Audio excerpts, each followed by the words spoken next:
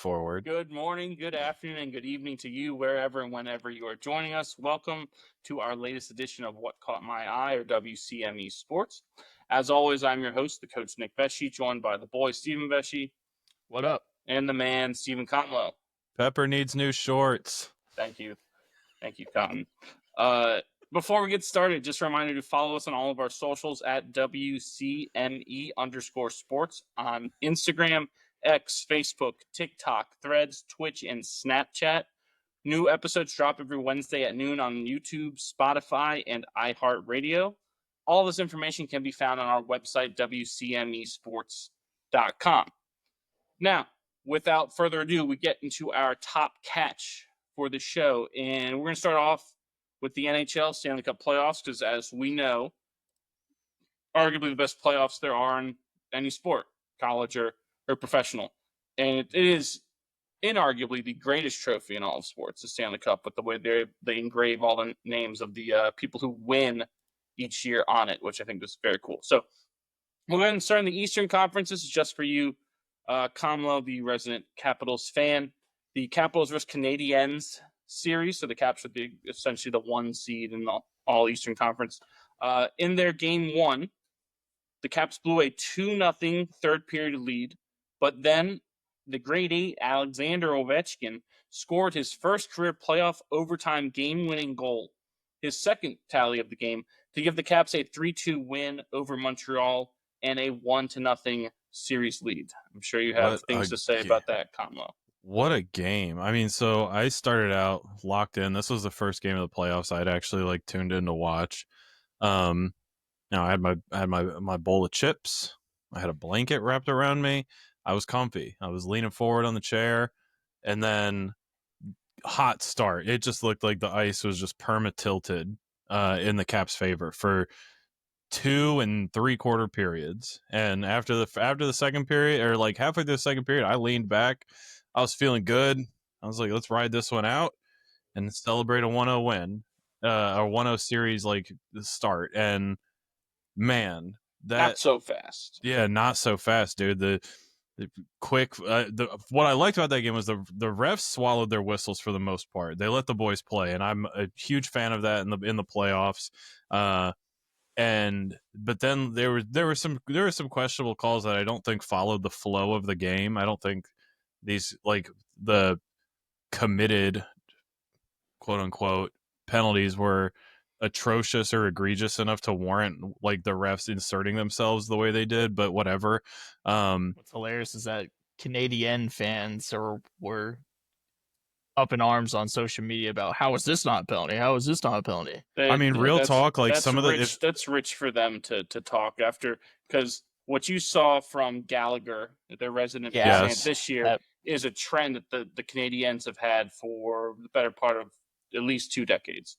They've always had a goon out there doing that, getting away with stuff. So it's rich from them. I think real talk though, I think the Caps and Spencer Carberry caught them by surprise, because they came out and for the first 10 minutes, it didn't seem like the Caps were if we get scoring chances, it's going to be a side effect of just the absolute lumber we're going to be swinging. They came out aggressive as hell, and it's not something we've typically seen from the Caps this year. Usually they've just been they've been big 5-on-5 goal scorers this year, and for them to come out as aggressive as they were, you would have thought that there was some bad blood or some beef between them. And you got to announce your presence with authority, and that's exactly out there.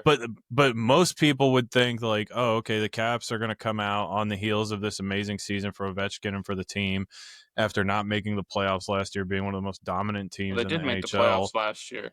And I think they made the playoffs last year. Oh, well, it doesn't count. They were the last team in.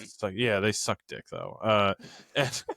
It doesn't count. I've blocked it from my mind. But so, I think everyone was expecting, oh, okay, we're going to punch them in the mouth and announce our presence with authority by just running it up.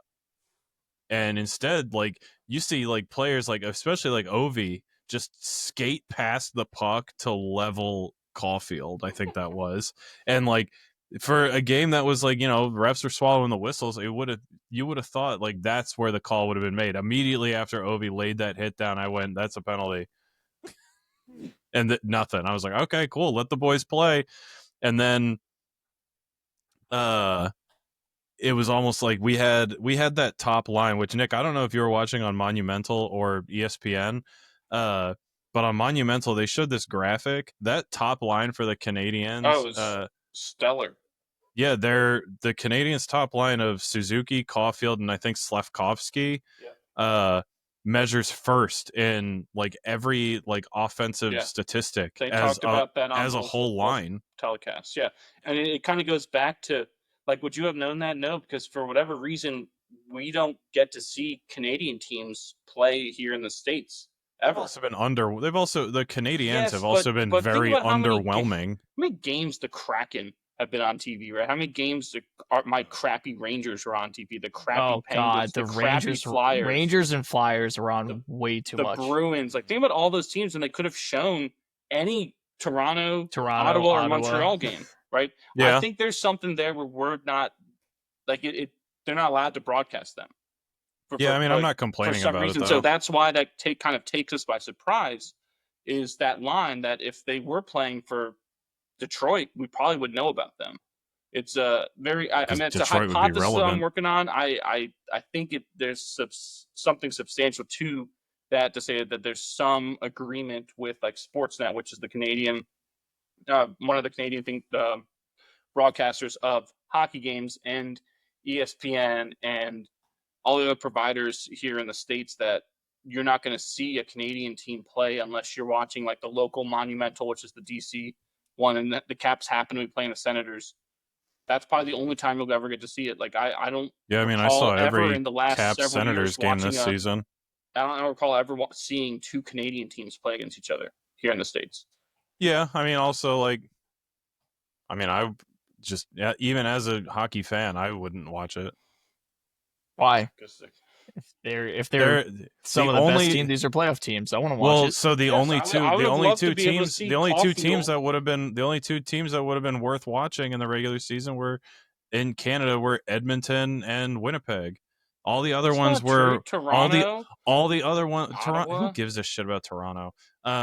Toronto folds every year. They're not going to do anything this year either. They were Calgary barely missed out in the playoffs.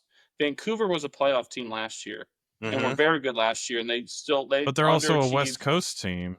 But it's still like the Kings, the Knights, all those teams are on. The Wild, the Blues on all the time.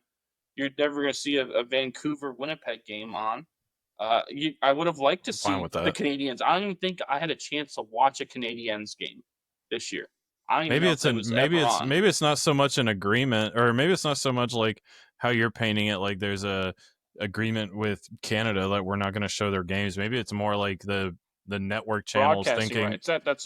Maybe they're thinking more like me, like what casual American fan is going to turn into two non-American teams. Yes, it is part of that, but also like Stevie's saying, a Montreal-Ottawa game is way better than Boston-Pittsburgh this year.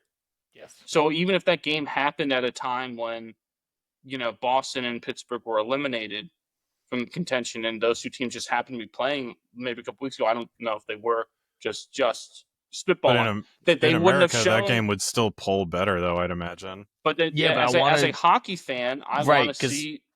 That's exactly Nick's right. As a hockey fan, I want to be educated on who are the best teams in hockey. There's a reason why you're going to see them for 7 games. Yeah, I like to know them before they get in. I like to know who they are. Cole Caulfield from. Pick up a book. I don't know where he is from. Cole Caulfield from Boston. Wisconsin. Okay. He's a Badger. I said that. Yeah, Colin knew that. How old is he, by the way? He's probably 25, 26. That's what I said. Tessa and I were talking about that last night, and I didn't bother to look it up, but yeah, that dude plays like an animal. Did you see what he said after the game about the Ovechkin hit? Someone asked him, was like, oh, Caulfield, thoughts on the hit Ovechkin laid on you? And all he said was, wouldn't recommend it. believe he's American too. Like I think he was like one of the last people that kept off the Team USA roster for Four Nations. I think he's someone who probably should be on the Olympic team, to be honest with you, next year. Yes, he is. He is an American skater. Yeah. No, and like we talked about before too, the number of our top American talents that play in Canada. That's another reason I'd like for them to show that. Right, we went through it. I mean, Caulfield, Austin Matthews, Brady Tkachuk, Connor Hellebuck, Quinn Hughes. I mean, the list is. I mean, it's our heavy hitters. I mean, Sanderson, right? Is that his Jake Sanderson, the defenseman who came in and scored? Tell them to trade in their loonies and toonies for dollar bills. Come on down south, boy. We have so many of our best players playing up there, and that's I don't say it's not good for hockey, but if you're not going to show a Maple Leafs Canadiens game in America with two of the best American skaters out there, right? It kind of defeats that purpose. Whereas like in soccer, the Premier League, I feel like NBC or whoever does NBC does this broadcast, trying to show teams that have Americans on them a little more to help grow the game. Like when you can definitely find more AC Milan games with Christian Pulisic and, on there. Tyler Adams, does he play for Leeds? I think he might. I believe so. But when they were in the Premier League, they showed more Leeds games. I didn't know who Leeds United was, but Tyler Adams on the team, and I think they had one or two other Americans on that team, so they were showing them, and that means something. Like if I'm a kid in America and I want to, think about growing up to play these sports or be a fan of these sports, I want to see people like me. I want to see my countrymen out there, right? But it does lose some luster if, okay, we're going to show the Rangers Penguins game, but there's no Americans out there. I think this last week, right? The Rangers are on twice in the last week leading up to the playoffs, and I was like, why haven't they been eliminated? And then they subsequently fired their coach. Yeah, that was a problem, right? Rangers Flyers 2 days before the playoffs that's just a miss. I just don't understand that. Yeah, there has to be some sort of broadcast agreement with the NHL, the Canadian stations, and the American stations. It has to be. But that just to wrap up the Caps game real quick. That game was, I couldn't take my eyes off it. Even I was aware there were other games going on. I couldn't have been more invested. That game was so much fun to watch as a Caps fan, as a hockey fan. It was a really, really great game. There were heavy hits. The refs were staying out of the way. Some good goals being scored. Ovi getting involved, and I really liked it. And I think that this is going to be a awesome series. Moving on to the Battle of Ontario, which kind of talked about the Toronto Maple Leafs and the Ottawa Senators, who, again, we still have a chance we're going to see these two teams play. In the game one, Anthony Stolarz stopped 31 of 33 shots as the Leafs rolled over the Sens 6-2 to take a 1-0 series lead. Linus Ullmark for the Senators looked a little shaky there, and that looked like Boston Bruins. Shit on right now, too. Boston Bruins Ullmark from a couple years ago. What are they playing right now? What do we got? 2-0 Toronto. Yeah, I mean that's the Sens. Toronto's just there. Like Toronto's looking like extra scrappy. Like there isn't anything fancy or fun or showy about their goals. They're just getting pucks to the net and they're getting great bounces. By the way, Nick, do you know how big Toronto's goalie Stolarz is? We looked him up right before the show. Is he like 6'6"? He's a tight end. He's 6'6", 243. It's a big dude. Yeah, it's huge. Yeah, they went with I mean, I'd be curious to see what the average height and weight is of the average like starting goaltender. They've gotten bigger the and NHL. bigger and bigger. But they're usually long, right? Because I think like the Lightning had such great success with Ben Bishop and Vasilevsky. Who are big guys. Yeah, they were fucking huge. Well, I think more of it is kind of what you see in other sports, right? The average height is 6'3". Yeah, what you see with like shortstops, right? That before goalies used to not be big because it used to be, you have to be so agile in net, and that a big guy couldn't be agile.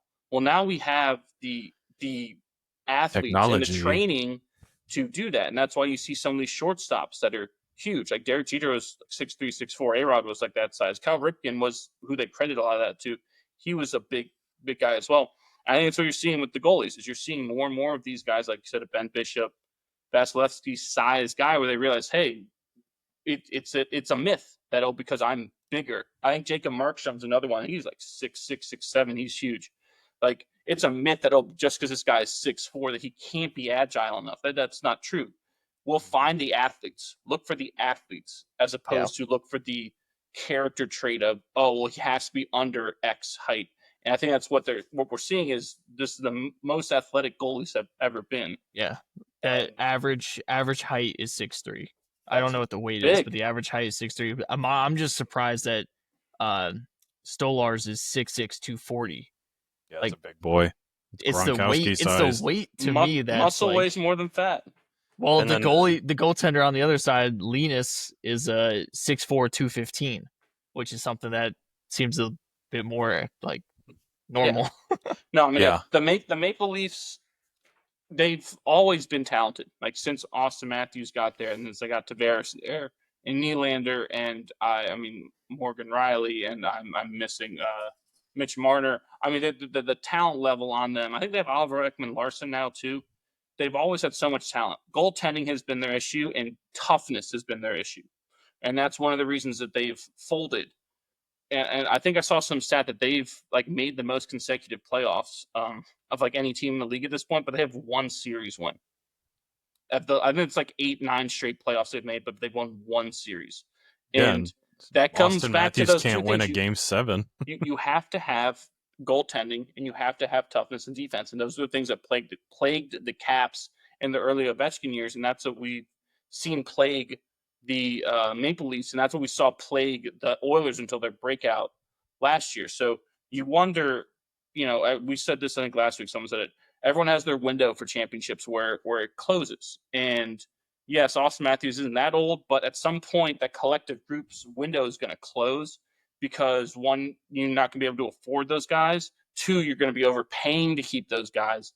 And 3, they're going to age out of their primes. So I wonder if they've always felt urgency. Toronto is the equivalent of the Dallas Cowboys in the NHL. Mm-hmm. They're the most popular team. They have the most, demanding fan base in a lot of ways. They make the most news. We don't see it because so much in America, but in Canada, it is all the Toronto Maple Leafs. Like they are it.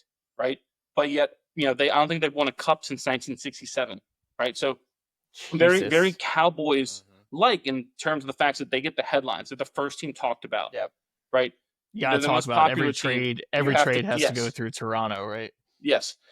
Yet we haven't seen this guy would be good with Toronto. Yeah. But they have the talent. Will this be the year they finally break through? The Senators, I think, is a tough matchup. Because, I talked about how I thought top to bottom they had all the stuff that you need. But if Olmark's going to be a sieve, they got no shot because of the offensive pressure that Toronto's going to put upon them. So I think this could be a huge mental hurdle if they can catch the Senators with their lack of experience and poor goaltending out there. If they can catch them like that, get through this round, you may see them go on a run to possibly the finals, but we'll see. Real talk, I mean, like mental hurdles, I think they also will benefit from playing a Canadian team because now it doesn't feel like all of Canada is watching us and expecting us to beat the Bruins, to beat the Rangers, right? It's okay, wow, there's a section of Canada that hates us and like we're not going to let them down. Like the weight on their shoulders is a little less than it would have been like had it been like an American team they were squared up against in the first round. Yep. You sure don't sound Canadian. Paid with American money. Didn't ask about the Leafs game. No, please and thank you. But yeah, I also think too them playing a young team that doesn't have a lot of proven success either, right? Like I said, they're not playing Stanley Cup champion Bruins or President's Trophy winning Rangers, right? The Stanley Cup champion Lightning.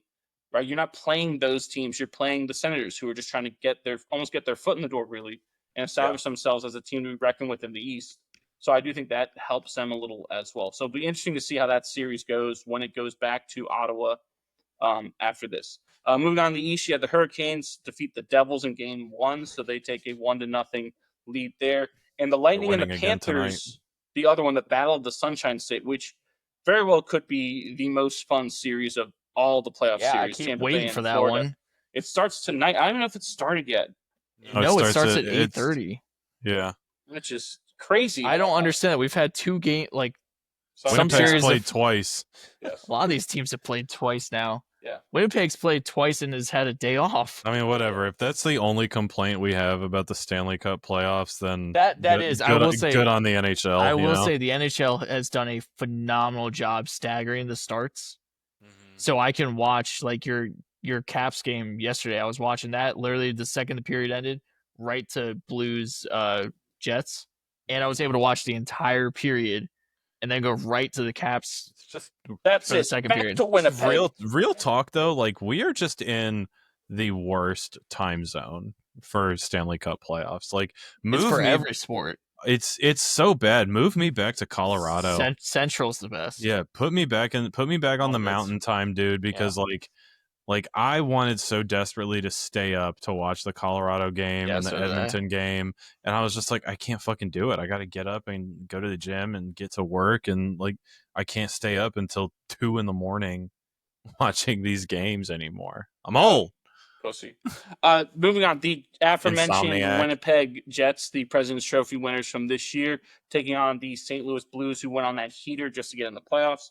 In the game 1, the Jets scored 3 unanswered goals, including the game-winning tally by Kyle Connor, with about a minute and a half left in regulation to take that game. In game 2, the aforementioned Kyle Connor tallied another third-period game-winning goal to give the Winnipeg Jets a 2-1 victory and a 2-0 series lead over the Blues. And I talk about another team that has not fared well in the playoffs. The Jets, especially Connor Hellebuyck, have had issues over the years, and maybe this is them exercising those demons. It could be, but we'll see what happens when this goes to St. Louis. You talked about heavy hits in the Caps game. Holy shit, were there heavy hits in the Jets Blues game? Oh my god, those guys were open ice. Get your head up hits. Those were video game Nick northbound on a southbound freeway. Yeah, look out. that was video game Nick just heat seeking someone, just headhunting. Taking freight train. A full sprint across the ice. That's what a couple of those hits were like. I was like, holy shit. That's a fun series though. That's the Four Nations goaltending that they flipped. Right, Hellebuyck is a goalie for the Canadian team, and Binnington's the goalie for the American team. Yeah, you wonder if St. Louis is fatigued after the run they had to go on just to get here. True, but we'll see. Can Winnipeg, just like Toronto, exercise the demons? Moving on, the Vegas Golden Knights and the Minnesota Wild. In Game 1, Brett Howden of the Knights netted 2 third-period goals to lead Vegas to a 4-2 victory over Minnesota for a 1-0 series lead. Then in the Stars Avalanche series, which that one and the Panthers Lightning to me are like the most fun series to watch, with the most talent top to bottom. This is like the inadvertent battle of Mikko Rantanen, the Moose, was loose, because he was on the Avalanche, traded to the Hurricane, traded to the Stars, all that crazy stuff. But Evgeny Dadonov tied the score at 3 midway through the third period, and then Colin Blackwell won it for Dallas in overtime to even that series with Colorado at a game apiece. That was, in Game 2. And so that series is tied at 1-1. And then the Kings-Oilers series. The Kings surrendered a 3-goal third-period lead when Connor McDavid tied things up at 5 apiece with a minute and a half left in regulation. But Kings forward Philip Deneau delivered the game-winning goal, with about 45 seconds remaining as LA beat Edmonton 6-5 to start what that series could be a just wicked pissa shootout. Is that there. Who's the home team in that? I believe LA. By like a couple points got home ice advantage. It's huge. Huge. No, you love your Kings. Mm-hmm. No, I mean I thought that was big for them to not fold that game, because they need to break out the yellow and purple crown jerseys. Oh yeah, those are sweet. I like that they went back to the 90s Kings ones. I didn't like what they had been doing before the Wayne Gretzky Kings ones are good. I wish they would go back to the Luke Robitaille with a little bit of hint of purple in there. I like the royal purple. Those would be sick. Those purple, are such good. The Kings low-key have had some fire jerseys. Yeah, I got you. The Luke Robitaille jersey. Purple in olden times denotes royalty. Boy, I'm sure you knew that as well. That's why a lot of royalty, like a lot of teams that are royal with their name, might have some purple in there because it was expensive. Like JMU. JMU, okay. Who else? Because the Kansas City Royals don't. There we go. Some Luke Robitaille. I think this is the one that you were talking about, right? Yeah, and like that. This is the one I was talking about. That one is a little. That's much. the one I'm talking about. But man, I like the purple. I like that. The purple and black.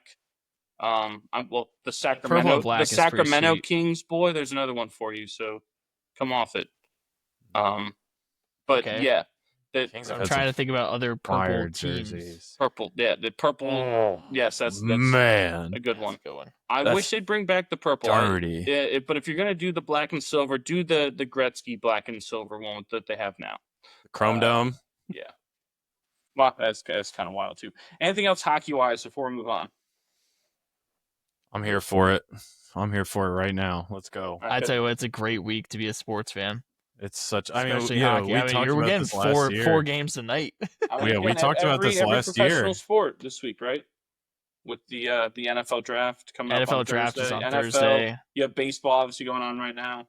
Hockey, basketball. You got them all. There's MLS soccer too, by the way, going on, and Premier League. I'm sure. All the European leagues are wrapping up too. So you have that sport, which is, as we know, the most popular. YouTube TV is also doing like the multi-view. But with multiple sports. Did you know you can have multi-view for like news on YouTube TV? So lame. Why would you do that? You could have all four of whatever major news channels. You can do a weather one too. You could have like the weather channel, like Fox Weather. Can I choose my own multi-view? Because we still can't do that. Like I can't pick and say, you know what, I want to watch New Jersey, Carolina, and then I want a sitcom on another one, so I can just put the other ones on mute and watch the sitcom, and still don't have that. Yeah, so that's a problem. Well, I got charged $83 today for YouTube TV. Oh, so you got an axe to grind, is what you're saying? I love YouTube TV, but there's a couple of things. One, they keep raising the prices, but two, no MLB Network. Yeah, that's which is just ridiculous, and no Masson. But it's YouTube TV plus MLB. That's a Masson problem. That's a Masson thing, though. It's the YouTube TV thing. It's all of them. It's all of them. Moving on to the NBA, starting the Western Conference. Saying power? In the Western Conference, the Nuggets Clippers series, which may wind up being the closest of all the series. In all the playoffs for the NBA. In game one, James Harden hit the game-tying three with 18.1 seconds left to force overtime. But Denver outlasted the Clips in OT 112-110 thanks to 6 points in the extra session by Aaron Gordon to take game one. In game two, Kawhi Leonard kind of rolled back the clock a little bit, had 39 points to lead all scorers as the Clips edged the Nuggets 105-102 to even that series at a game apiece. So if you're doing math there, that's margin of victory, 5 combined points in the two games. Damn. Which is funny because when you look at the Thunder Grizzlies series, that the Thunder up 1-0, OKC routed Memphis by 51 points. Yes, I said that right. 51 points, 131-80. It's the 5th biggest margin of victory in NBA playoff history. The largest margin of victory is 58 points, held by the Nuggets when they beat New Orleans in 2009. And who is the other team that has it? 58 points held by 2 teams. What other team has the tied for largest margin of victory in an NBA playoff series? Bulls. Bulls. No, but I think they are Lakers. It's the Lakers. The Bulls, I believe, have one of the top 5. They had a 54-point win over the Bucks about 10 years ago. No, boy. I believe George Mikan Minneapolis Lakers defeated the St. Louis Hawks by 58 points in 1956. That seems about right. Yep. I remember that one. Yep, as we all do. But yeah, I thought that was Do your wild. mic and drills underneath the rim. I was doing them yesterday. The Of course Lakers you were. T-Wolves series, the Wolves went up 1-0. They shot about over 50% as a team from the field and from three to take game one in that series to go up 1-0 over LA. And the Rockets Warriors series, the Warriors, through the great Doug Howard, predicted would win that series, and I'm kind of in agreement with him. It's just set up for failure for the Rockets, even as well as they played this year. But the Warriors went up 1-0. I think it was a 95-85 victory, which is pretty amazing that they leaned on their defense. But Steph Curry's still doing Steph Curry things. He made 1 3 when I was watching it. 3. I almost yelled when I saw it make it. I was like, yeah, that's not possible. What the announcer say that's like not geometrically possible? That's what it looked like. But the second it left his hand, I was like, that's in. That's good. I don't know how. And the defense was perfect. Yes. It's amazing when he shoots. Like, you watch him shoot a free throw. To me, it's the most amazing thing because he literally shoots a perfect shot. And you might be like, well, what the hell does that mean? Just because he makes it? No. Well, he literally is making it so perfectly in the rim, like the perfect angle that it's, the boy knows what I'm saying, right? It's just a perfect it's not like the job. same as, he's not rattling it in. It's not like hitting the front rim, rolling in. It's not even like touching anything else. It literally is the perfect shot every time, like a metronome. I guarantee he doesn't need, like, when he's shooting free throws at practice, no one's rebounding for him, right? It's just he's making it and it's rolling back to him. Like that's how he's that next level good. But right? I mean, he is the greatest shooter ever because even the best shooters, you're still not having perfect free throws every time, like a perfect shot with the perfect angle, right? That goes in. It's mesmerizing to watch him just shoot anything. But next time he's shooting free throws, look, I'm going to jinx it now. He's going to, brick 2 or like rattle come up, but it literally is perfect. What's his career free throw percentage? It might be like 90%, maybe 91. Give me 92. Career free throw percentage 91.1. Thank you. Moving on to the Eastern Price Conference. Is Right rules. Oh, I will flip this table right now. I was watching. Kayla's, my wife's grandparents, for some reason have like Game Show Network on like all the time, but it's Great not like channel. it's not like the regular Game Show Network, like the up to date one. It's like from like the 80s and 90s for some reason. Yes. And it's the when Jay Peterman was hosting Family Feud. No, I think it's before that. It was like the Bob Barker Price is Wrong. Price is Right, and all I could think about was the Family Guy one because the dude did exactly what they did in the Family Guy like clip. Kiss him on the mouth every. No, person? What was the previous bid? What was the highest bid? 876. Oh, 877. Fuck you.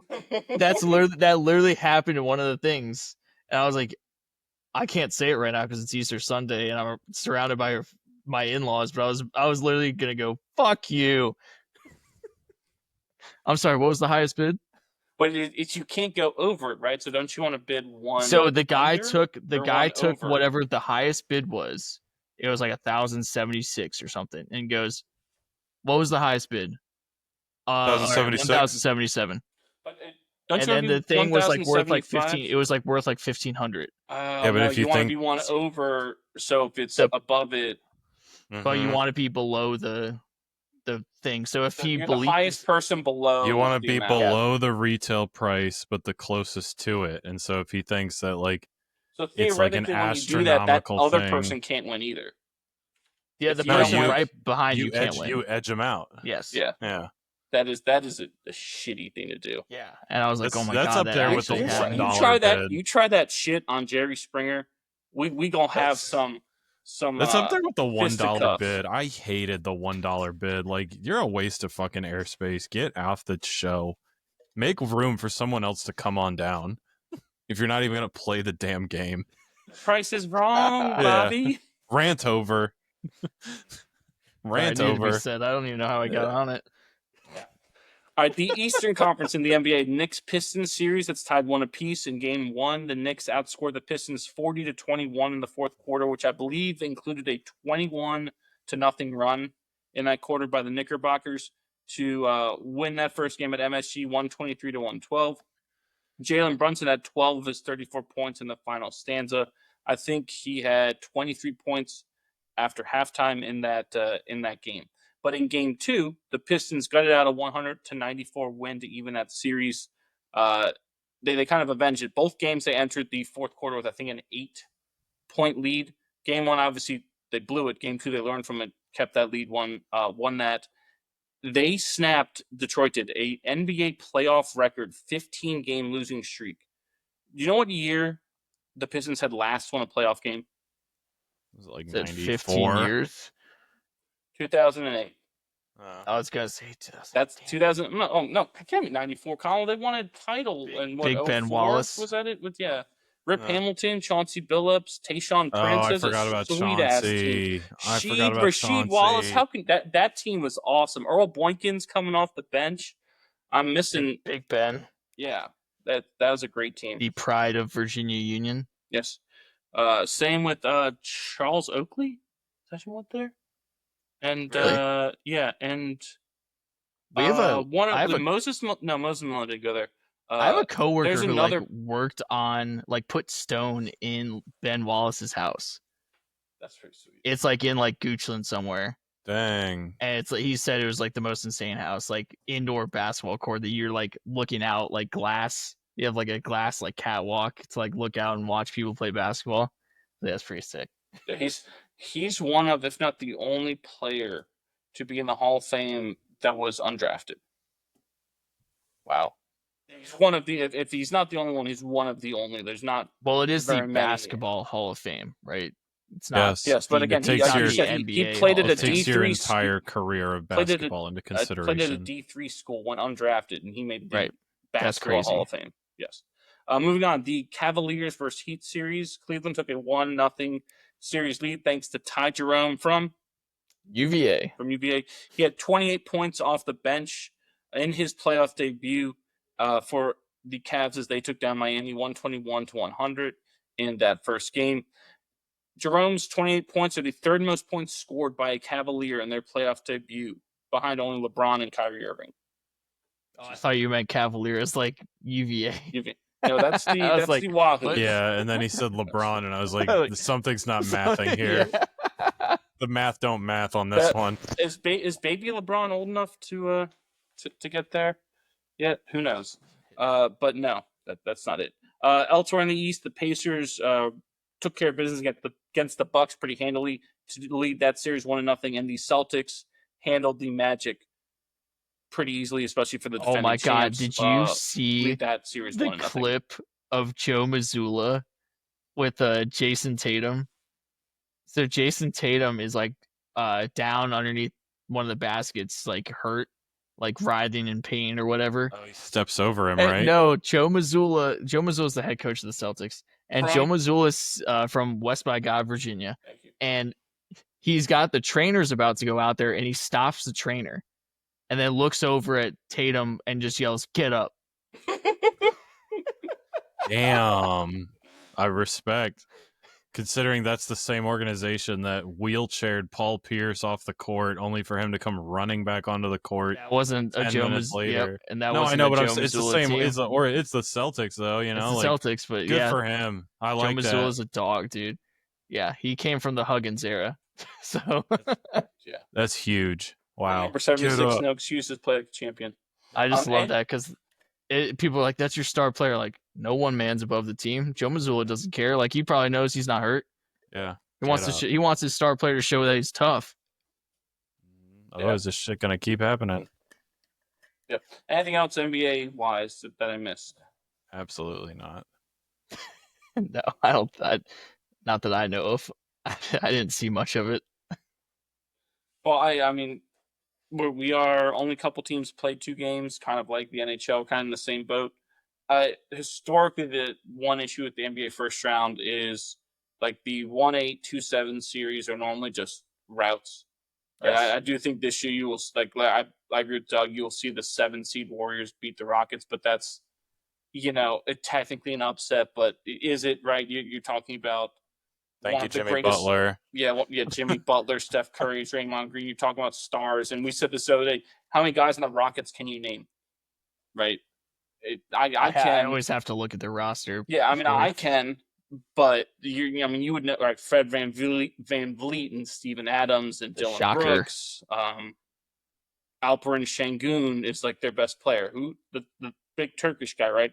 So it's their coach is Udoka, the former Celtics coach. So he's a very good coach. The one who got canned because he was sleeping with some staffer. Oh, that Yeah, one. that guy, So yes. he's the one like why Missoula has a job. Yes.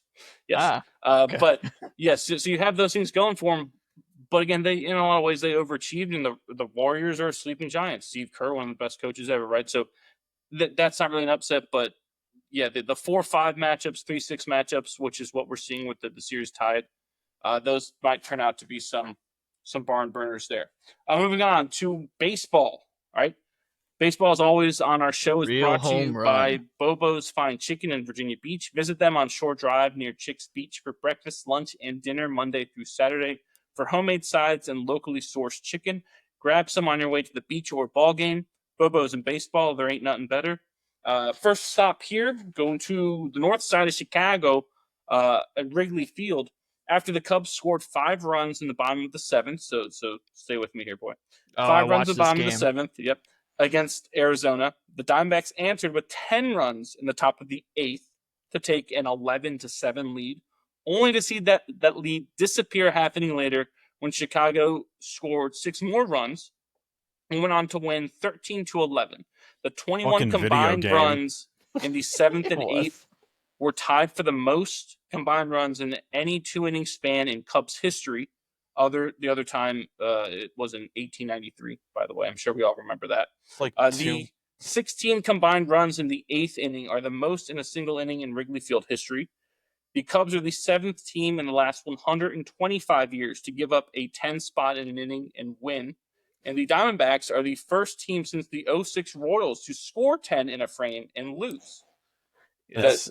That's 2 guys who just dumped hundreds of dollars into Ultimate Team packs and just drew cards and decided to go slug it out Play on like rookie. Xbox Live. Yeah, like let's just have a home run derby. Who gives a shit? Like I was glued awesome into that that it because I happened had so like late in the game. I had like 3 guys on in that game on my fantasy team. So I was just watching guys. I was like, oh, Tucker, there goes one. Oh, Carson Kelly, there goes one. nuts. Absolutely. Perdomo, there goes one. Like, this is great for me. Well, what I loved is that it happened all late in the game too, because normally when you see something like this happen, it's like a starter. A starter just doesn't have it, and they just toast the starter. Nick, we're distracted by the Stolars. Stolars is just beating their shit. Ottawa's on a power play, and they're just setting up camp in Toronto's zone, and Stolars is clearing the crease himself. He's punching dudes in the back of the head, cross-checking them in the back, clotheslining them into the net. Like, he's just beating the shit out of any Ottawa Senators player that comes near him. Sorry, we had to stop. That was I just watched that out of the corner of my eye, just watching him take a hack. I believe our father hack the bone. Our father would say that's reminiscent of Billy Smith with the Islanders in the 80s. That's what he used to do. Compare him to someone on the Islanders. Well, they won 3 cups in a row. He's always brought up that Billy Smith was notorious for just slashing the ever-living piss at anyone that got near his crease. And I think it might be a reason they started calling. That's my puck, baby. Don't ever touch my puck. They used to let goalies do that, but after Billy Smith took advantage of it, I think they kind of put an end to it. I think, like, if you're gonna touch the blue paint in front of the goal, it's free game. Open season. Well, right? then you have to I don't have an issue with that. Then you have to make it open season when the goalie is handling the puck outside the crease. Yeah. You have to make it so I can put a shoulder right in his chest and a blow. I would agree with that. I don't have an issue with it. I think teams would not like that because now you're setting your goalies up to get injured, and because people start they don't have to come out and handle the puck. They'll start to take advantage of that as well. Holy shit, that was Elsewhere, funny. baseball-wise, thank you. Adolis Garcia hit a walk-off 2-run homer as the Rangers downed the Dodgers 4-3 on Saturday night in Texas. The Rays scored 4 runs in the bottom of the ninth to force extras against the Yankees, and then Jonathan Aranda, who is on a freaking heater, by the way. I don't know if you've seen Aranda yet for the Rays, is just tearing shit apart. They walk off 2-run home run in the 10th to stun New York 10-8 Saturday night. Tristan Casas drove in the winning run for the Red Sox as they walked off the White Sox 4-3 on Saturday. This one here is my personal favorite, by the way. Just spoiler. The Cincinnati Reds had more innings where they scored multiple runs, 6, than innings where they didn't score, 2, on Sunday as they pounded the Baltimore Orioles 24-2 at Camden Yards. Every starter for Cincinnati had at least 1 hit and 1 RBI. Their 8 to 9 hitters, Noel V. Marte and Austin Wynns, combined to go 11 for 14 with 13 RBIs. Have yourself a day. I believe the Orioles pitched multiple position players, not just one. They pitched several in the last. A lot of Orioles insiders, like Ryan Ripken, Cal's kid, who does an Orioles based podcast, are all saying that Brandon Hyde's lost the locker room. It's happening. It hasn't even been a month. But still, like, to have that kind of loss and like the status of their like starting rotation and their bullpen is just, it's not good. No, Baltimore's always been garbage, and they'll continue to be garbage. Have not. They were their owners last year, or GM or whoever it is stinks. They all stink. He's new. This is isn't this the first full year of the new ownership group? They're or is this bums. Get rid of all. Well, there's a new ownership group, but whoever their GM is awful. Mike Elias, I think. I don't know, dude. I don't know how you go. I don't know how you have the year you had last year and then decide to just throw everything away. They haven't signed. They haven't signed anyone. Santander to the Jays. Corbin Burns to the Diamondbacks. It's not, and they haven't signed to the Yankees. They haven't signed Adley to a long-term deal. They haven't signed Gunnar to a long-term deal. They're not going to. No, they're not. They're just not going to spend fucking any money. And it's the Orioles depressing. They're a crappy organization.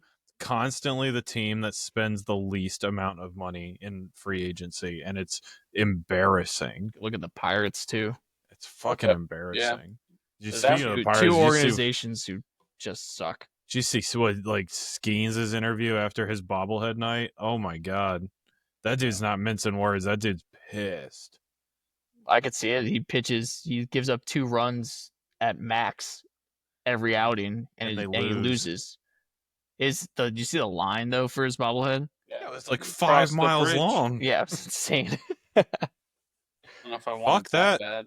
They came out. Has anyone looked to see if they're being sold? I'm gonna look them up real quick. They came out and said that anyone who attended the game were gonna get a bobblehead to you because of how long the line was.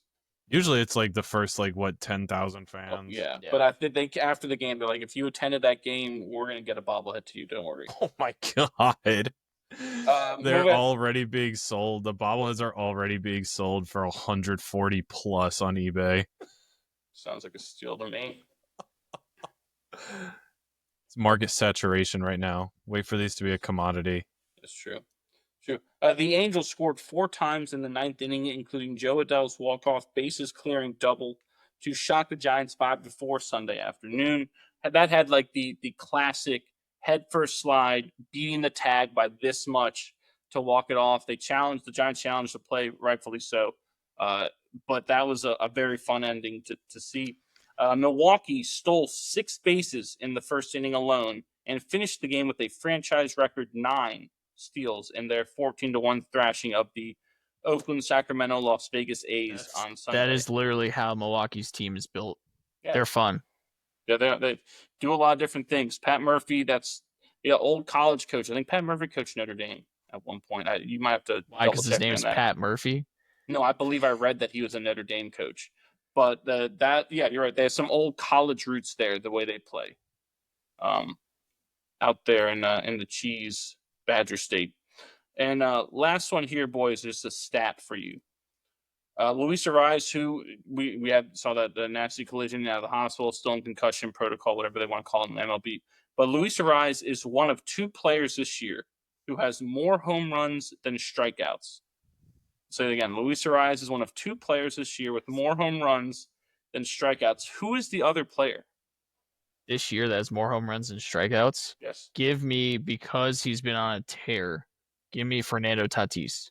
It is not. I double checked that because someone else brought that up. Cedric Mullins. No. I'll give you a hint. The boy said this guy's name only a few minutes ago. We were talking about one of the teams. I did. Yes. The hell was I talking about? Oh, I lost my train of thought. Carson Kelly. Carson Kelly is the correct answer. Reggie Leach. Yes, Carson That's Kelly. What I felt like. I don't know it. Carson Kelly. Yes. Luis Ariz and Carson Kelly have more home runs than strikeouts this year. Kind of nuts. Anything else baseball wise before we go on? No. I don't think so. I think we're making good time. Can't stop now. Can't stop, won't stop. All right, that brings us to some golf action. And as we know, our golf segments are brought to you by Long Jewelers in Virginia Beach. Visit their location at the corner of Shore Drive and North Great Neck Road next to Hot Tuna. With the highest quality selection in the region and the best prices and customer service, it's no wonder that Long Jewelers wins Best of the Beach every year. Whether it's an anniversary, birthday, or repair, remember you belong at Long Jewelers. Last week on the PGA Tour, they were at the RBC Heritage at Harbortown in Hilton Head, I believe. South Carolina is where they are. I believe Kamala said it last week. It was a signature event. So basically, all of the heavy hitters on the PGA Tour, sans Rory McIlroy, because he declared before that he wasn't going to play this, were there. What we saw there at Harbortown, Justin Thomas made a 20-foot birdie putt on the first playoff hole to defeat Andrew Novak and win his first title since he claimed the PGA Championship at Southern Hills in May of 2022. So almost 3 full years Justin Thomas hadn't won a tour event, which is kind of amazing. He's back in the top 10 in the world rankings. He had dropped precipitously following his play the last couple of years. He set himself up to be in position to be on the Ryder Cup team this year, which he was left off the President's Cup team last year. He was a controversial pick for the previous Ryder Cup team because of his form at that time. So, we might be seeing Justin get back into good form. I think there were a few events before he had a chance to win before the Masters happened. So maybe we're seeing Justin Thomas return to the old JT that we're used to. Remains to be seen. It's been over 1,000 days since his last win. So it was almost 3 full calendar years. Yeah, I mean, last year around this time we were talking about Scotty and Nellie's dominance in the big ass fly.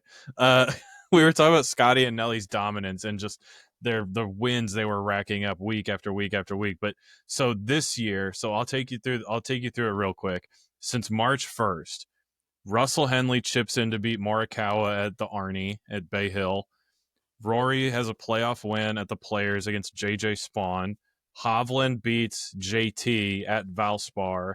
Min Woo beats Scotty Scheffler in Houston. Rory wins the Masters, and now JT gets his first win since May of 2022.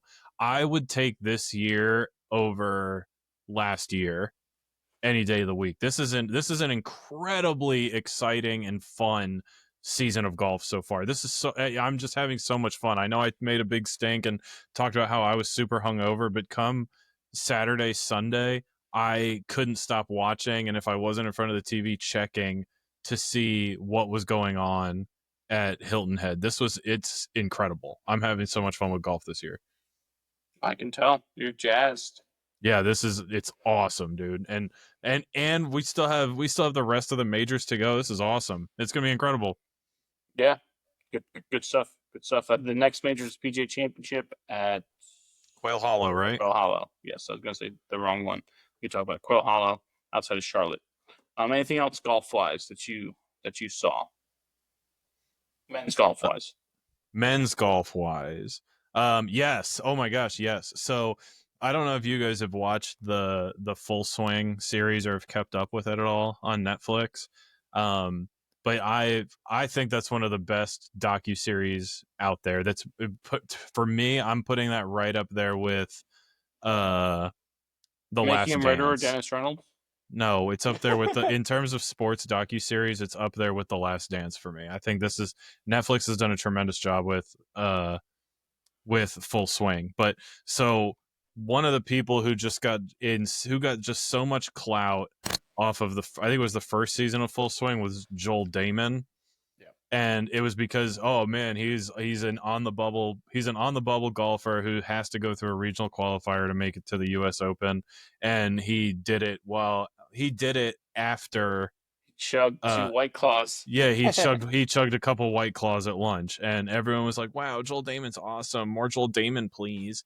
And I think that went straight to his massive ego, and was never really the same after that. And so let's go this year. Like, here we go again with Joel Damon. He's lost his longtime caddy, and he's kind of like starting over. He's finding himself, and so he was playing in a tournament this weekend in Punta Cana, recorded the course record 61, I think, on Friday, and looked pretty comfortable.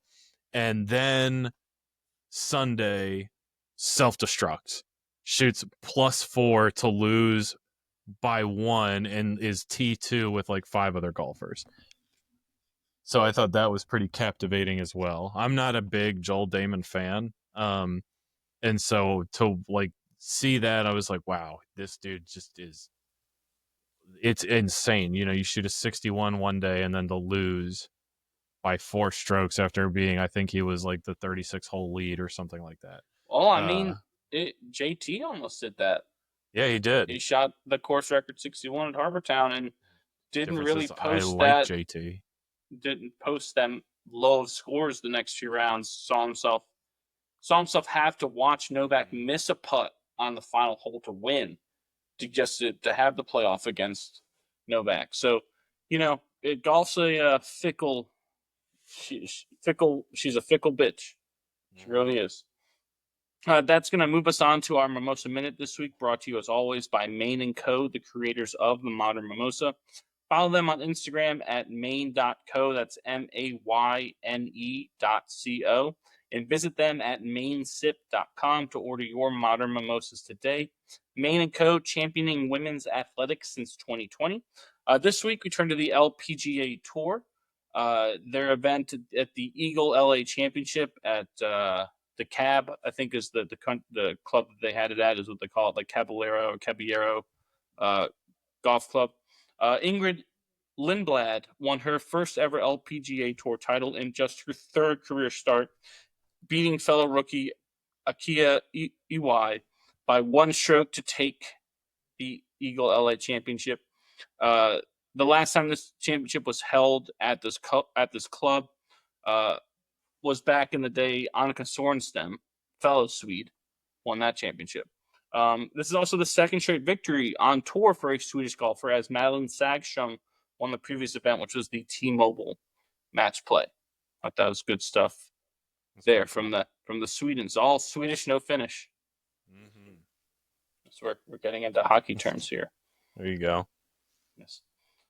Anything else? Yes, I don't know if you saw what I posted on my personal socials last night, but did you happen to see what the tickets are going for the first match of Beckers v. Clark in the WNBA? A lot of money. Like 1,200 minimum. That's a lot of money. That's going to be incredible. I'll be tuned in from the comfort of my home, of course, but I will be locked in for that. If you're in the Fever Stadium, go ahead and treat yourself to some modern mimosas. Yeah, there you go. Good plug. Thank Good you. plug. Yes, Gamebridge Fieldhouse is the. That's a fucking pro right there. What a plug. That's it. Yeah, you've been great. I'm out. I'm out. Show's over. Where's your guys? Showmanship. And on a high note. Seem to always be leaving me wanting more. That's incredible. All right, but that's all I had. Yep. Boy. That's all I've got. Okay, thank you. Moving on to our favorites this week. Our favorites, as always, is brought to you by One Legacy Title and Escrow in Jacksonville, Florida. Follow them on Instagram at One Legacy Florida and visit them at onelegacyflorida.com to see how they can help you with your next house closing. One Legacy Title and Escrow, because your legacy matters. This week we went with our favorite captains, or favorite hockey captains, if you will, is what we were focused on. Who would like to start? I'll go. Oh, You want? okay. No, Please. You, me, you, me, you. Huh? You me, go ahead. Go ahead. I'm hunting this fly. I hope you fall right out of your seat. I'm not gonna fall out of this chair. This is a Secret Labs chair, Nick. You can't fall out of a Secret Labs chair. Secret Labs, give me some money. There you go. All right. Well, I'm gonna start with number 5. Mike Eruzione, mostly because I just wanted to say, come on, Ab. Come on, Ab. No one's quitting here. Captain America himself. Good one. It's a good one. Moving on, number 4, Dustin Brown, Kings. That's a good one, yeah. Always scrappy. Always like what a cog in that Kings machine. Number 3, Ryan Callahan, another Golly. Team USA guy, but captain of the Rangers. At one point, wasn't he Captain America? Parise was, I believe, for that team. For the 2014 Olympics, Parise was the captain, yes. Yeah. Number 2, the jersey I'm wearing, Joe Sakic. Absolute animal. He's definitely the best player on this list. There's no question about that. Was number 1 Donald Brashear? Is that No, number 1 is the young Matthew psycho playing in Ottawa right now, Brady Tkachuk. There you go. I don't think Matthew's the captain. He's an auxiliary captain. Yeah, assistant. alternate? Auxiliary. Auxiliary or I alternate? believe it's alternate captain. I thought it was it's alternate. Yes. It's definitely not auxiliary. Auxiliary and auxiliary and alternate are like the same thing. Kind of, Mine's a not little really. classier because there's an X in it. No. All right. That's my list. I'll hang up and They're listen. close terms, but not quite. So for my honorable mention, I went with Sidney Crosby. He's the longest tenured active captain. And we talked in depth the other night about whose career would you have, and I couldn't help but make a case for Sidney Crosby's career. I think what he's done in Pittsburgh, what he's done for that city, what he's done for that barn is nothing short of incredible, and he's lived up and exceeded every expectation that has been set for him. And to captain that team for his entire career, I think deserves an honorable mention. Number 5, I'm with you, boy. I went with Ryan Callahan in the 5-hole. New York Rangers captain. I loved that dude's game. Gritty, grinder, and could produce some points. And he clearly was a locker room guy. Just his presence alone. Speaking of locker room guys with big presence, I went with Big Zdeno Chara from the Boston Bruins. You can't forget about Big Zdeno Chara, dude. I mean, Nick is always talking about announcing your presence with authority. I mean, that dude required no announcement. I mean, everyone knew when Zdeno Chara was on the ice or in the room, right? I mean, he's incredible. And to captain another team as storied and historied as Boston, incredible for as long as he did. Damn it, but I just learned fucking English. Number 3, I'm going to go with Pavel Datsyuk. The Russian. I didn't know he was a captain. He not in the NHL, but he did captain the Russian team in 2014. He went with because Zetterberg was the captain of, and then I think it was Kronwall and then Zetterberg, I think, or maybe in reverse order, or maybe Lidstrom as well. Who were captains of the Red Wings while he was there, but Pavel Datsyuk did captain the Russian Sochi team in 2014. Number 2, I'm going to go with Captain America and New Jersey Devils captain. I'm going to go with Zach Parise. Zach Parise has just always been a guy that's so much fun to watch. Growing up with a lot of family in New Jersey, growing up as a big fan of America, you can't help but take into account the speed that this guy brings to the table. I He was a think you would Minnesota be. Wild, right? Yes, he was. Yeah, he went from Jersey to Minnesota. I think you would be Thank you. impressed with my Opposite. speed. Yeah. Thank you. He played in North Dakota, I believe. Probably. He But might yeah, have been there at the same time of like an Oshie. I think he's a little older than Oshie though.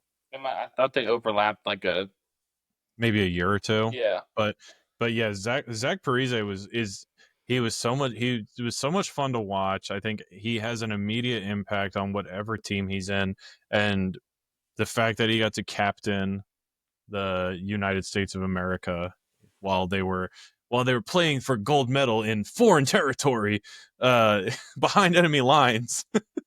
Zach Parise in the 2-hole, and then number one. Wolverines. Number one. I mean, you guys know where it's going. It's going straight to the office, right in the middle of the face-off circle. Give me the grade 8. Give me the grade 8 Alexander Ovechkin. Wasn't Don Brashear one of the captains before Ovechkin? No, I don't think he was ever a If captain. he was, that's how bad that franchise was. The captain before Ovechkin was Chris Clark. I know, but I think at one point Brashear was a captain. Hold on, I'll check. But I mean, you can't deny, like, if we're talking favorite captains, if we're talking best captains, if we're talking most effective captains, I mean, let's go with the all-time goal scorer. He was an alternate. Should have been a captain. Donnie. No, why? So why? Yeah, so you could have the guy who rocks the sea throw down with Georges Laraque when they play the Canadians. Like, what the fuck are we talking about? Yes. I go watch Gold, Jerry. Could you imagine YouTube videos of those two squaring off? Imagine the impact. Well, it was Brashear who McSorley took his stick across, wasn't it? When McSorley took his stick across the back of somebody's head in a game, it was Donald Brashear, if I'm not mistaken. And McSorley did some. He had criminal charges pursued against him after that. But that's assault, brother. Yeah, he was an alternate captain in the 07-08 series. Brashear was primarily known for his role as an enforcer, amassing over 2,600 penalty minutes in just over 1,000 NHL games. That's it. Thanks, ChatGPT. But yeah, that's my list. I'll hang up and listen. Go Caps. Thank you.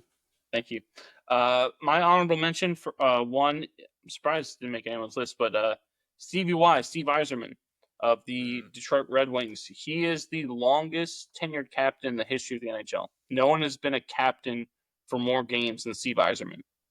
I think it's 20 full years he was a captain, which is holy shit, an incredible achievement. Crosby will wind up breaking that if Crosby keeps playing, because Crosby's number 2 on that list, I believe.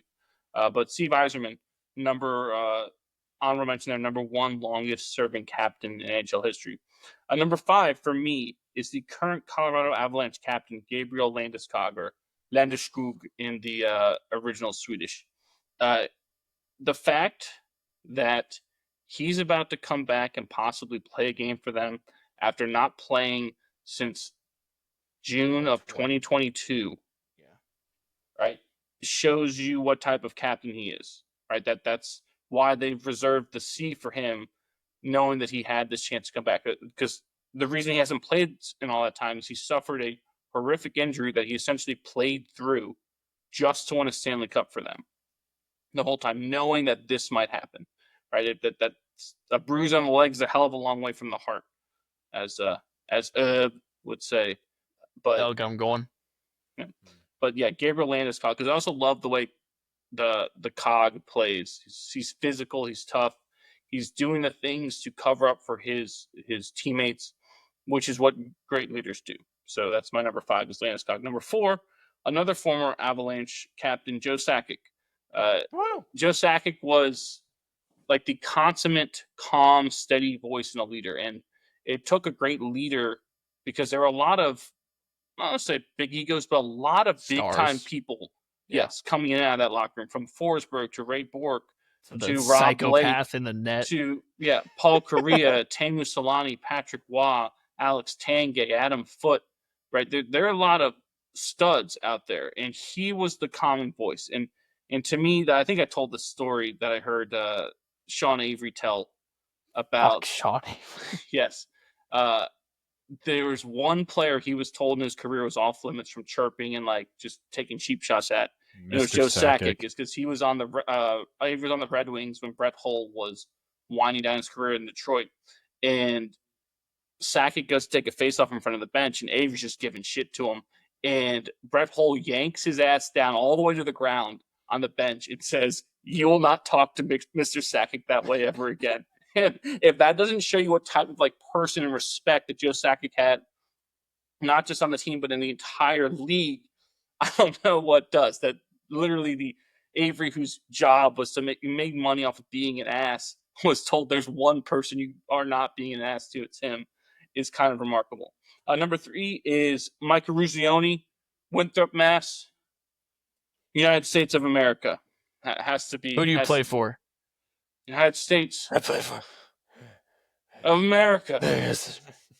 We're done here. It's all gentlemen. Yep. Again. But yes, Mike Ruzioni, I believe didn't he score the game-winning goal in that Soviet Union game in 1980? I want to believe he scored the tying. I thought he scored the tying goal. Wasn't the game-winning goal McClanahan? That was the go-ahead goal. I don't know. That we weren't born yet, but still, Mike Ruzioni, number 3. Number 2, Captain Cali, Ryan Callahan. I believe you might be able to see over my left shoulder a signed picture of him when he was on the Lightning, actually.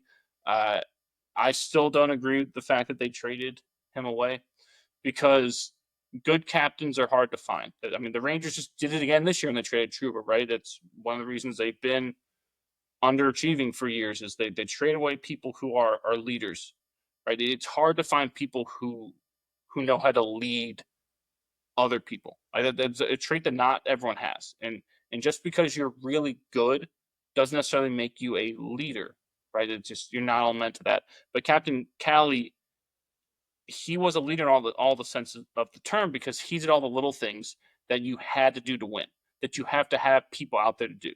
And if there wasn't going to be anyone else willing to do it, he was going to do it, and he was going to step up to do it. I think that's one of the reasons he's a good broadcaster now, is that he sees little things on the ice that someone else might not, who was a superstar, who things came easy to them. Right? Callahan wasn't big, he wasn't strong, he wasn't fast, but he succeeded. He knew how to win. And especially for New York, right? And in the crowd that would watch hockey games and follow sports in New York, especially playing for the Rangers of all teams, a person like that, it carries weight that you're able to do that. Like, that means a lot to a lot of people there in that market and in that fan base. So when he left, it hurt so deep. It left a hole, I think, that they've been trying to avoid, that they've been trying to fill. Because those people like him don't grow on trees. And that brings me to my number 1, which is a similar type player, but had a little bit more success, is Mark Messier. You stick Messier. Support the team. Stick Messier. Yeah, but 5 other guys are going to spell out Devils. As you can see, this is not my face. But yes, Mark Messier, the captain that led the Rangers to their first Stanley Cup championship, and I think it was like 40 so years, it might have been, or 50 years, or something around that. But when you are such a leader that you're a captain over Wayne Gretzky, right? True. Yeah. That speaks volumes. Right? The fact that he was a captain literally any place he stepped foot in, right? He was a captain in Vancouver at the end of his career, right? He's the type of person that walks in the room and you just go, okay, well, he's the captain. It doesn't matter how many games he's played for you. It doesn't matter where he's from. He's that leader who's going to find a way to get the best out of people. The guarantee that he had in Game 6 of that Devils series in '94, that we're going to win this and win the next one, is legendary. But it worked because of who he is. Right? Certain other players say, I can do that, but it doesn't carry the weight when you are the captain like Messier, again, who just put up a lot of total numbers, but if you look at his year-to-year stuff, he's not scoring like 60 goals a year, right? He's not racking up 80 assists a year. He's the consummate two-way centerman, that leader, that presence that you need out there. That he's the one we look to when times get tough. And I think again that speaks volumes when you consider also the Hall of Famers that he played with throughout his career. That he was the one that they all said that's our guy, that's our leader, that's who we're gonna follow. But yeah, As far as New York captains go, is he where's he rank for you on that? Is he above Jeets? oh no, I just don't. Oh no, Derek Jeter is yeah. He's the original. The original Yeah, what? The original what? Superhero? Yeah. He's the original. No, Jeter. I guess it's different because Jeter was homegrown, was with the Yankees his whole career, whereas Messier, started with the Oilers, had his best years with the Oilers, then came to the Rangers and finished up with Vancouver for a little bit. And actually, he might have come back to the Rangers after Vancouver. But yes, you think of Messier as a Ranger, but again, he had his best years in Edmonton. Whereas Jeter is, I argue, if there were no Aaron Judge right now, Jeter's the face of the Yankees still. Yeah, right? probably. Yeah. It's kind of amazing that that's the impact that he had on that franchise and that sport, to be honest. I got a question for you guys, hockey people. Sure. Has there ever been a goalie that's been a captain? I think You would think that maybe a Dominic Hasek. But I don't know. Are you allowed to have your goalie be a captain? I don't know because I feel like there'd be a lot. Yeah, those guys are leaders. They're the only guy on the ice the whole time. Problem is that they're fucking psychos too. I wonder if they don't want it because the way that a goalie plays. I have an example. I have an example. Bobby Lou, Roberto Luongo was a captain back when we were in high school. Okay. But he served as a captain, I think, for a season, but the alternates handled, which I think were at the time was probably like Tangay and Henrik Sedin. That sounds right. Had to perform the on ice duties. Yes, back when Bobby Lou played for the Canucks. I gotcha. But yeah, so so he was named the captain of that team. But yes, there were stipulations around what he was and wasn't allowed to do. I think it's that there's you're so different from all the other players. It's kind of yes, you're a leader, right? Henrik Lundqvist is a leader in that locker room. Patrick Wild, leader in that locker room. You can go back to the North Weeks. I think right? one of the main issues. So different. I think one of the main issues with goalies being captains is, goalies can use the C as an excuse to leave the crease, talk to the refs, and then give his team extra rest while he kind of schleps his way back to the crease. But you're also tiring your goalie out by having him skate all the way over to the ref and talk too. Right? Let's go. Come on now. Really? That's not. I don't think that's a factor. I don't think that's a factor. Back after I was just skating, you're not sprinting. You're literally just walking. After the goalie doesn't get a break, right? Glide. So you could go. Ovechkin can go talk to the ref after he's had a really long shift, out of breath, but he's gonna go on the bench. He's gonna sit there and rest. If the puck was in the offensive zone for a long time or defensive zone for a long time, that goalie is going at it, right? Staying on his head. And now he has to go over and talk to the ref. He has to get back in the crease to drop the puck. That's a lot harder than guy can just hop off for. Well, in that instance, I'm saying in my example, I'm saying goalies would use it as their advantage. But if it's not advantageous, then you have one of the alternates or auxiliary captains. Yeah, but I think it goes back to that type of stuff that it's just not.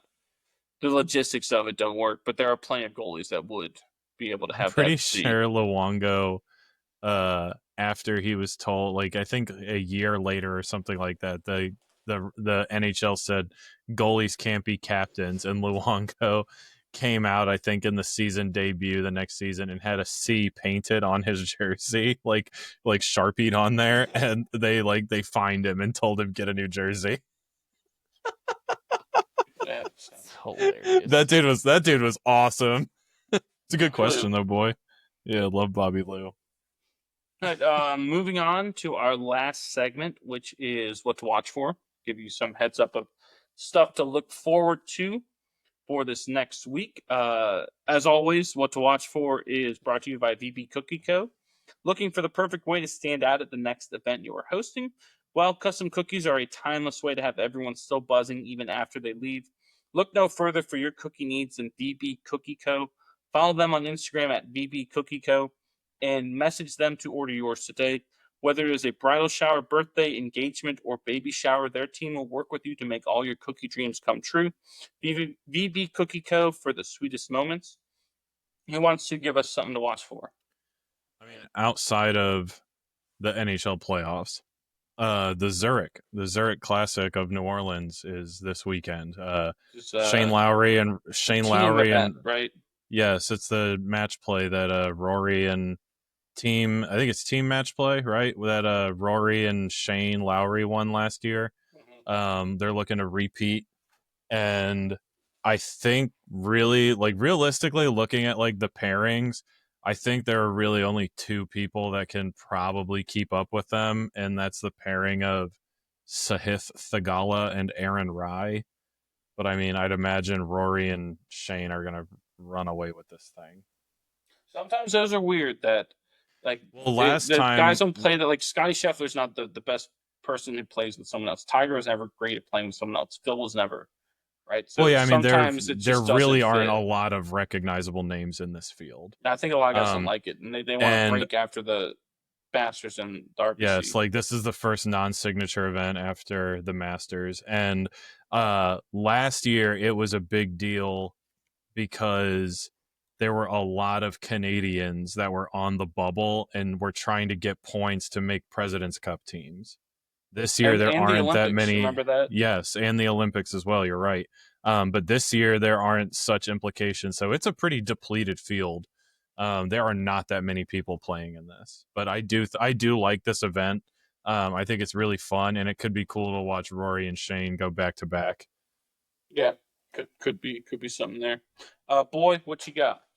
NFL draft is on Thursday. This is where every fan base gets hope, and hope is what kills you. Yes, thank you. Jesus. That's the British saying. Hope is what kills you, or it's the hope that kills you. It's the hope that kills you. That's what it is. Yeah. Everyone thinks their team's gonna turn the corner, or do something else, or whatever it is, and we'll be watching the Chiefs play the Eagles again or something. Yeah. Well, I mean, it goes back to what we were saying about the Orioles being a crappy organization. It's the same thing in the NFL, right? Yeah. Some of those organizations have you're gonna watch because you're gonna watch someone take a quarterback just wait. You're gonna see Dart or Milrow or one of these guys that should be a second to like fifth round grade will somehow work their way into a first rounder because, well, we've been watching tape on them now. And you know what? I really like this when you cut up all highlights. Well, let's cut up all those shit throws. Yeah, you think the Colts want that Anthony Richardson pick back? Yeah. Because he's all highlights. His highlights are nuts. Are insane. Yeah, exactly. You watch some of Jackson Dart's throws and you're like, holy shit. But have Anthony Richardson throw a 5-yard out route, and that's going to hit, the coach in the head on the sideline. Exactly. But yeah, that's one of the biggest issues. But I love the draft. The draft this year is in Green Bay, which is cool. Yes, it is. Yeah, one thing with this draft, they talk about it being like weak or whatever, right? I think this means that there's a lot of guys that are you don't know, like this guy could be picked in the first round, this guy could be picked in like the fourth round. There's so many guys out there that are good players it might be so hard to call. It may be surprising. I think what's cool, I just saw this. This is the latest it's ever gone without a first round pick being traded. All 32 teams are holding their original first round picks and have not moved. And they may not move. And I think that's because of the unknowns of the draft of like, why would I move? Because I have kind of the same grade for 100 guys. I have all these guys to choose from. Why do I need to move up? I don't. This to me is a draft where you need to get someone that really fits your team most. Because like there are other drafts where you're like, well, I can't pass up on this guy because of how unbelievably talented he is or whatever it is. There's someone But in my division there- picking right behind me. The depth I was looking at like best available. Like PFF just has like 400 guys graded, and I started looking at. I went through all 15 pages of it, and I was like, I know a lot of these players on the back end of this that are really good. I'll give you one position that's unbelievably deep, and it's running back. Yeah, that running back position's insane. Yeah, I mean, what you got Genty, of course, Amari Yeah, Hampton. we know Scadaboo Genty. We know is part Genty, of that. Scadaboo, Hampton. Donovan Edwards, or the Michigan guys. Donovan Edwards is way down on the Yeah. list. Ollie Gordon's way down on the list. He won the Doak Walker last year. Taj Brooks years is ago. one. Well, yeah. Last year they were freaking horrendous. Well, 2 years ago, I guess now. But Taj Brooks is one of my favorite backs. He's down on that list. Devin Neal, from Kansas is down on that list. Yeah. Tootin from Virginia Tech is really good. He's down on that list. There's a lot of people that, especially the running back position, and which is unfortunately why the running backs don't get paid a lot. But there's a lot of people that's a position where I think like you're gonna see guys getting drafted 4th, 5th, 6th rounds that are gonna be starters as rookies and have great years. See that? Anything else? No. I got a couple here for you. The LPGA, they're gonna have their first major of the year, the Chevron Championship at the Woodlands in Texas. It's, I think, the 3rd straight year the Woodlands. It's the Jack Nicklaus course or on Palmer course. I think it's Jack Nicklaus course. Has hosted this major. That they're probably looking to make that the permanent site of this, the Chevron Championship. College baseball wise, you have number 6 Tennessee will travel to number 7 LSU for a weekend series. It's a pretty big one. There are some good teams. And in softball, we have a rematch of last year's national championship. Number 3 Texas will travel to 4-time, yes, I said that right, 4-time defending national champions, number 4 Oklahoma, which could shape out to Red be River. Yep. A now storied SEC rivalry between Texas and Oklahoma there, but that could be fun stuff to watch. I think on ESPN2 they're gonna have those games. Anything else before we end this? Nope. That's gonna do it for us here at What Caught My Eye, or WCME Sports. For the man Stephen Comlo and the boy Stephen Beshy, I'm the coach Nick Beshy, reminding you to follow us on all of our social media. That's on X, Instagram, Facebook, Twitch, TikTok, Snapchat, Threads at WCME_sports. Our episodes drop every Wednesday at noon on Spotify, YouTube, and iHeartRadio. Be on the lookout for our content-specific shows like WCME Basketball with the great Doug Howard, WCME Golf with the starter Nathan Bursack. Those can be found on the same streaming platforms. All that information, again, can be found on our website, WCMEsports.com. All right, for our crew and our team, again, make sure that you are being decent to each other. Have a good one, and we will see you next time. Take care, Guatemala.